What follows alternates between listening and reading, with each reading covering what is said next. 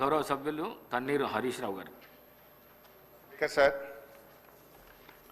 ఈరోజు గౌరవ మంత్రి గారు 691 కోట్ల రూపాయల బిల్లులు పెండింగ్లో ఉన్నాయని చెప్పారు. రాష్ట్రంలో మీరు చూస్తే అధ్యక్ష, బడా కాంట్రాక్టర్లకు మాత్రం బిల్లులు వస్తున్నాయి. చిన్న కాంట్రాక్టర్లకు ఇప్పుడు ఒక సంవత్సర కాలం నుంచి 691 కోట్ల రూపాయలు ఇవ్వకుండా సర్పంచులను, ఎంపీటీసీలను ఈ కాంగ్రెస్ ప్రభుత్వం గోసపుచ్చుకుంటా ఉంది అధ్యక్ష.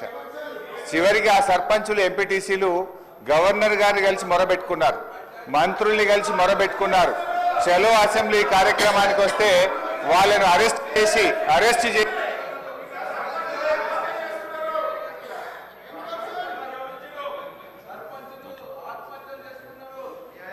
స్పీకర్ సార్, సభను కొంచెం ఆర్డర్లో పెట్టండి.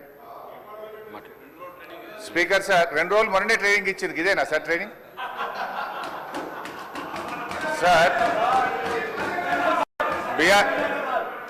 అధ్యక్ష, బీఆర్ఎస్ పాలనలో తెలంగాణ పల్లెలు అద్భుతంగా కేసీఆర్ గారి నాయకత్వంలో తీర్చిదిద్దబడ్డాయి.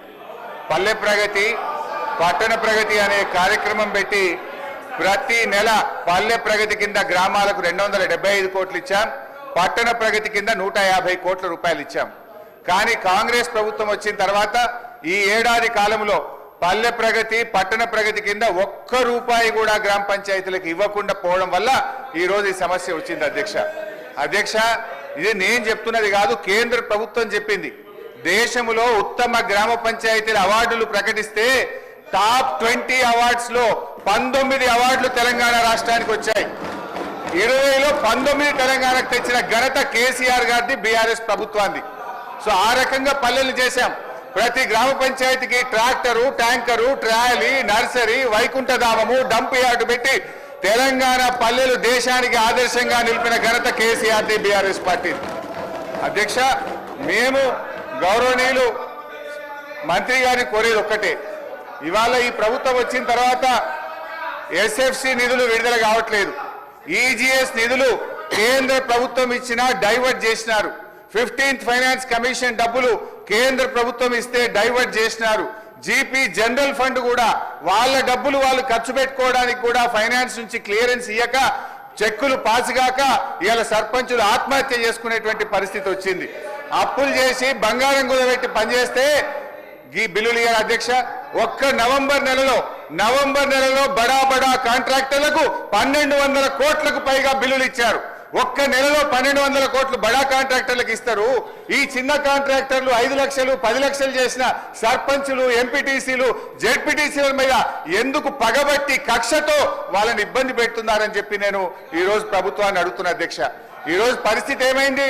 గ్రామ పంచాయతీలకు రెగ్యులర్ గా ఇవ్వాల్సిన నిధులు ఇవ్వకపోవడం వల్ల చివరికి ఏం దాకొచ్చిందంటే, అమెరికా దేశం తెలంగాణకు పోతే చికెన్ గున్యా వ్యాధులు వస్తున్నాయి, జాగ్రత్త అని అమెరికా దేశం ఆ దేశ పౌరులను హెచ్చరించే పరిస్థితి ఏర్పడ్డదంటే పల్లెల్ని ఏ రకంగా మీరు నిర్లక్ష్యం చేశారో అర్థమవుతా ఉంది. ఇప్పటికైనా ఇప్పుడు అమెరికా తెలంగాణ పోతే చికెన్ గున్యా వస్తుందని ఆ దేశ పౌరులను హెచ్చరించిందంటే ఇది మన రాష్ట్రానికి అవమానం, ఈ దేశానికి కూడా అవమానం. మీ పాలన ఆ రకంగా ఉన్నది. సో దయచేసి మేము కోరేది ఒక్కటే అధ్యక్ష, వీళ్ళు బిల్లులే కాదు అధ్యక్ష, ఎంపీటీసీలు, సర్పంచులు, జెడ్పీటీసీలు దిగిపోయి 9 నెలలైంది, ఇంకా వాళ్ళ జీతాలు కూడా పెండింగ్లు ఉన్నాయి.